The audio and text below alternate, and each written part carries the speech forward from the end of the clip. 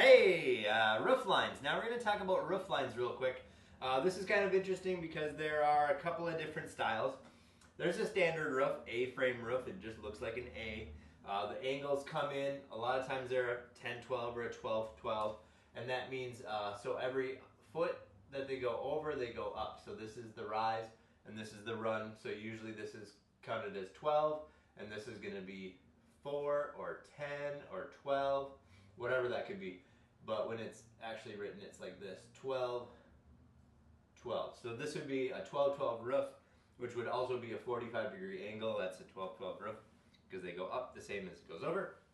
And then you end up with your loft up here, and this gets really tight. Some people build their tiny houses with this style.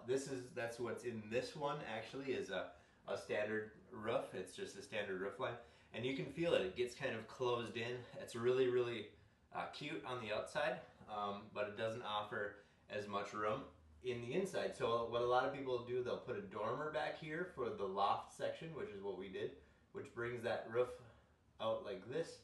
So this would be a dormer up here, and then that gives you extra volume space up there. So that's basically what we did. So you get a little bit more head height up on the top. A lot of tiny houses are going to shed roofs now. So a shed roof is pretty solid. You get a lot more headroom up in there because instead of having this come down so tight on your angles, you get that whole thing up. And then up on the top here, you can do your bed, so your heads would both be like right here, let's say. But that's not necessarily ideal. What I like to do is put the head of the bed this way, so you'd be laying out like this, so then your head, both of you ultimately would have your heads on this side if there's two people. But then you can sit up. Because once you add a mattress in this area, your butt sits here off the ground 6 inches or so, and then your head is up higher, so it's nice to have all that height up inside that loft. And then a gambrel roof, which is like a barn roof. If you go past a barn, it's pretty much a gambrel roof. And this offers a pretty good amount of space in here too. It gives you a lot of volume still with the water runoff. And roofs are basically designed to, shed water off them. This is really good for snow loads and a lot of water because that water is going to come right off. This is pretty good too. And then this one sheds its own water. So that's basically why there's slope on a roof. Some are completely flat roof, and then that's usually adhered over the edge. So if there is a flat roof, that would be like one solid unit that would come over the edge of the building and drip off, and that's not a bad way to go if you like that look or if you like that style. Flat roof you can do. I should label that as flat roof too. So.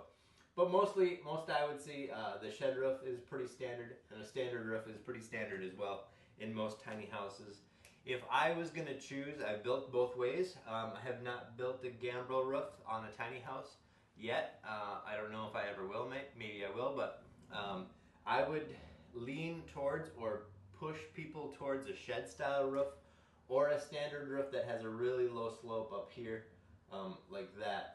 Because then you get this extra head height. Once you put the loft in there, you want that head height up in here. And I would do that because, especially if you're going to do a tiny house with 2 lofts, if you have a loft on each end, you're going to want that head height high as possible. And with a really low slope roof, you're going to be able to get that, or a shed roof, you're going to be able to get that, where this really tight roof line doesn't lend itself to very much bed space and kind of takes away that loft area a lot. So there's your roof lines. That's kind of a quick tutorial on them. Standard, shed, gambrel, or a flat roof. There's a couple others in there too, but these are basically what you're going to need to know. That's it.